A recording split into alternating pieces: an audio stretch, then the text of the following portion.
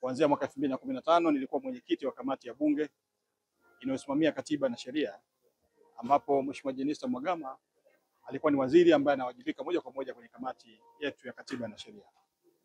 Na hii hata kipindi chote ambacho nimekuwa ndani ya bunge, hiki ni kipindi cha 3, Mheshimiwa Jenista alikuwa ni nguzo hasa kwetu sisi vijana wabunge wapya, lakini hata mawaziri wachanga ambao wanaingia. Tulijifunza mengi kutoka kwake. Alikuwa ni mzalendo wa kweli, lakini kikubwa alikuwa ni mchapakazi sana. Usingeliweza kumuondoa katika wachapakazi ambao walionyesha mfano mzuri wa kuigwa katika viongozi wakubwa kabisa ndani ya serikali. Kwa hiyo Jenista alitufundisha mengi sisi. Lakini tulikabidhiana kijiti baada ya mimi kuteuliwa kuwa waziri mara ya kwanza kabisa mwaka 2022. Wakati huo mimi nikiteuliwa kuwa waziri wa utamaduni, sanaa na michezo, lakini yeye akiteuliwa kuwa waziri ofisi ya rais, ofisi ya rais utumishi. Kipindi kile nilijifunza mengi kutoka kwake, lakini hivi karibuni alinikabidhi kijiti kama waziri wa afya. Tuliona mambo makubwa ambayo tayari alikwisha anza kuyafanyia kazi.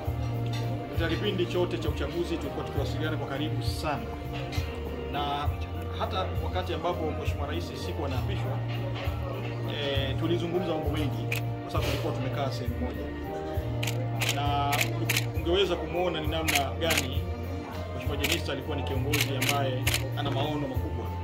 Kwa hiyo sisi vijana wa leo, hasa mawaziri vijana, tutapata fursa ya kujifunza mengi kutoka kwake, kwa sababu yeye amekuwa ni kiongozi wa muda mrefu, ameitumikia serikali katika awamu mbalimbali, toka nyakati ya serikali ya awamu ya 4 nadhani, awamu ya 5 na awamu ya 6.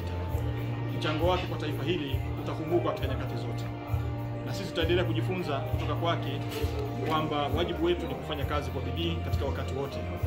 Alipokuwa waziri akisimamia masuala ya bunge, alifanya kazi kubwa sana. Usingeliweza kumuona akinyamaza yanapokuja masuala ya kutoa tafsiri ya uzalendo, kutoa tafsiri mbalimbali ndani ya bunge. Lakini pia hata sisi ambao tulikuwa tunaingia wakati huo mwaka 2015 tuliweza kujifunza mambo mengi sana, hasa mambo ya kuhusu uzalendo kwa taifa letu, lakini uwajibikaji na kufanya kazi kwa bidii. Kwa hiyo sisi ndani ya wizara lazima tukiri kwamba Wizara ya Afya tumepokea msiba huu kwa masikitiko makubwa, lakini ahadi yetu ni kutekeleza mambo mazuri ambayo tayari yalikwisha yaanza katika wakati wake, na yale ambayo tulizungumza kwa bayana, lakini yapo ambayo tulizungumza kwa usiri, namna ya kutekeleza majukumu yetu katika wizara hii nyeti kabisa na Wizara ya Afya.